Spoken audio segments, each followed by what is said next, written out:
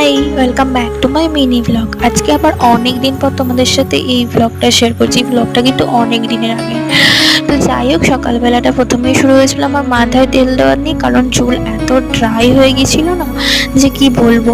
কিন্তু আমি নর্মালি মাথায় তেল দিই রাত্রেবেলা আর সকালবেলা শ্যাম্পু করে নিই, কিন্তু এতদিন যা গরম পড়ছে না, তাই জন্য আর তেল দিয়ে থাকাই যাচ্ছে না। তাই জন্য সকালে উঠে আমি ফার্স্টে ভালো করে মাথায় তেলটা দিয়ে নিয়েছিলাম, কারণ চুলটা অনেকটা ড্রাই হয়ে গেছিলো আর স্ট্রেট ব্যাপারটা পুরো চলে গেছিলো। তাই জন্য আমি টিপসটা অ্যাপ্লাই করছিলাম। তারপরে তেল দেওয়ার পর ঘরের যাবতীয় যা কাজ ছিল সেগুলো সব কমপ্লিট করছিলাম। নর্মালি আমি বাড়িতে থাকলে এই কাজগুলো করতে আমাকে হয় না, বাবা না হলে মা করে নেয়, কিন্তু মা তো গেছে কাজে আর বাবার শরীরটা খারাপ, তাই জন্য আমি করছিলাম। তো সেটা কোনো ব্যাপার নয়। যাই হোক, কাজ করতে করতে আমি ভুলে যাই যে খেতে হবে।